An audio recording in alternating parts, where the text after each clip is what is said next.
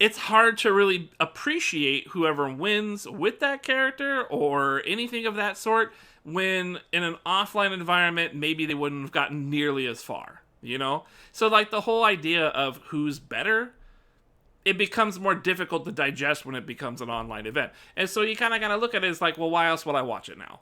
You know, now I don't really care who wins or who doesn't win because there's this layer that kind of interrupts the basic game. To me, I think they found something with interesting commentators. I think that helped. I think that helped out a lot. You had Eris, which is a legendary commentator, Rip, MYK, Ricksta. These guys have been doing it for so damn long. And they're pretty interesting folks, but they're funny. They try to be funny, and they're very friendly, and they're not worried about like stepping on esports' shoes. I think that's really the main thing.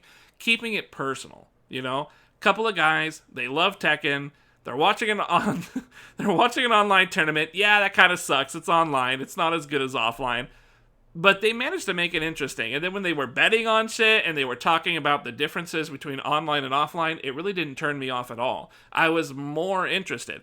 But at the same time, like, I kind of felt like the other three, because the other three do a lot of esports stuff. Eris doesn't. And so I think Eris was much more comfortable kind of tackling this subject on stream. It kind of felt like the other three were a little bit more reserved about it. They were just like, we probably shouldn't be talking about this. But they did. They talked about it. They admitted that, you know, online environment, this character is getting away with this and that. You know, they talked about it. But I think they don't want to because they're worried about the esports side of things. This tournament isn't esports sponsored, so it's fine. But maybe in the future, you know, maybe in the future, fucking Namco is going to look at them and just see this footage and go like, these commentators are talking shit about this online tournament and bringing the whole thing down. We don't like that. We're not going to invite them to our next esports thing because they're not on board. You know what I mean? Like, Sajam got this treatment in a shadowy way, in a dark way. Sajam, another commentator, he got banned from Street Fighter V commentary gigs because he talked shit about Street Fighter V's online. Somebody at Capcom got wind of that and didn't like it, and they banned him from commentary. They no longer use him for Street Fighter commentary, and they haven't been using him for, I think, a few years now. So there's real repercussions. If you're not on board with esports in any fashion, if you do anything that makes you look like you're not in on it, they're not going to take you on. They're not going to bring you to their events and do stuff. Unfortunately, like, that's really the only way fighting games as a massive event can ever really happen now, is through esports. There's no grassroots anymore. You have to go through an esports venue and get approved by sponsors. And, you know, tournament organizers are constantly working with esport stuff in order to make their tournaments happen. So it's so interesting how this works out to be, right? Like the environment upon which online and offline are trying to coexist, the nature of where and how these two things are being consumed by viewers and players and all that stuff is making it much, much harder for them to coexist peacefully. You know, to actually have a place for online and offline. It's really hard to balance those two things, especially when you introduce the corporate side of things, the esports side of it, where they need to maximize the profits, which means they have to clean everything up. They have to take out the thuggery. They have to take out the personal stuff. The things that we relate to as people have to be washed away so that more of the masses can enjoy it. Random people who have no idea what it is, they need to be able to sit down and enjoy it. And in order to do that, they have to sterilize the environment a great deal. If you do that, the online scene becomes sterile as well. Not only is it now sterile, it also isn't very interesting because whoever wins doesn't really matter. It's just not the same as offline. Whoever wins in online, it's pretty possible. I wouldn't say very possible, but it's pretty possible that they're going to be trash offline. Obviously, that's not a general truth. That's not, I mean, I think the guy who won today was Shadow 20Z. He's won plenty of offline stuff. He is a monster offline and online. He's very good. But there's several characters, several people that don't. perform to the same level when you take them out of online or offline. They perform very poorly in the opposite environment.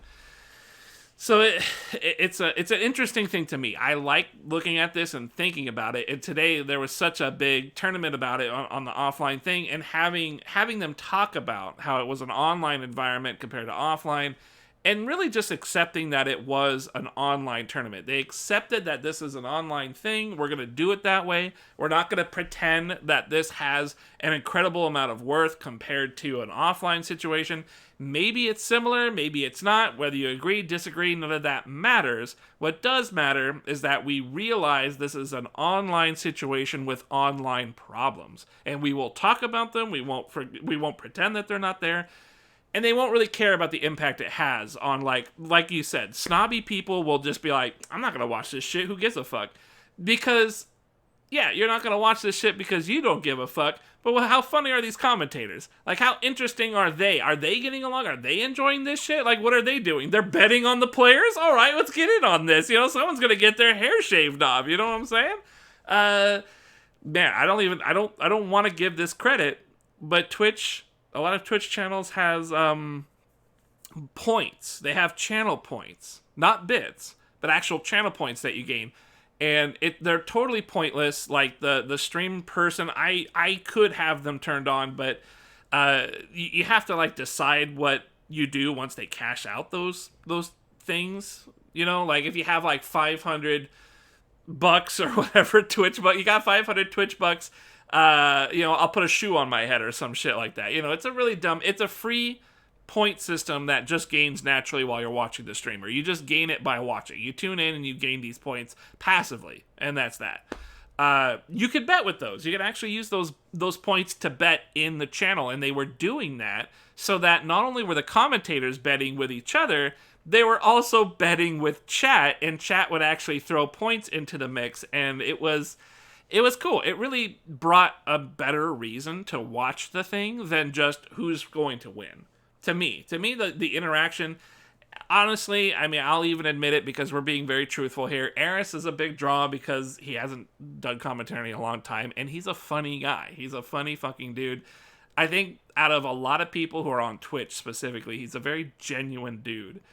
Even though he's Twitch acting whenever he streams, I feel like he's a very honest individual. Maybe a bit of an asshole, whatever. He's from California. It's just how it is.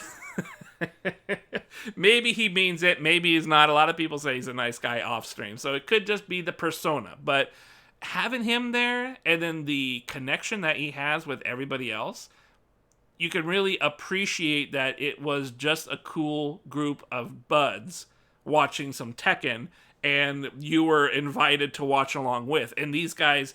You know, having known how Tekken works and being players and commentators and blah, blah, they can help you kind of digest what you're looking at if you're not very familiar. But they weren't there for that. They weren't there to be true commentators. They were there to just, I guess, socialize, really. They were really just socializing with each other while commentating on the matches and stuff. Yeah, they had small talk. They had the same structure. It was definitely a commentating job. But the presentation...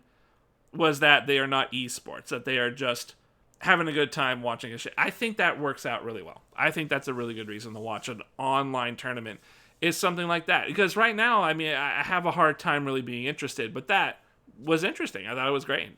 You know, and if Eris is not there, and if it's like, you know, Sukin or something like that, he's a cool guy, that can work out too. They've had plenty of streams, and they've done it for a long time now, and they've gotten a lot of viewers as well as a lot of people participating in the tournament. So it's clearly a good thing.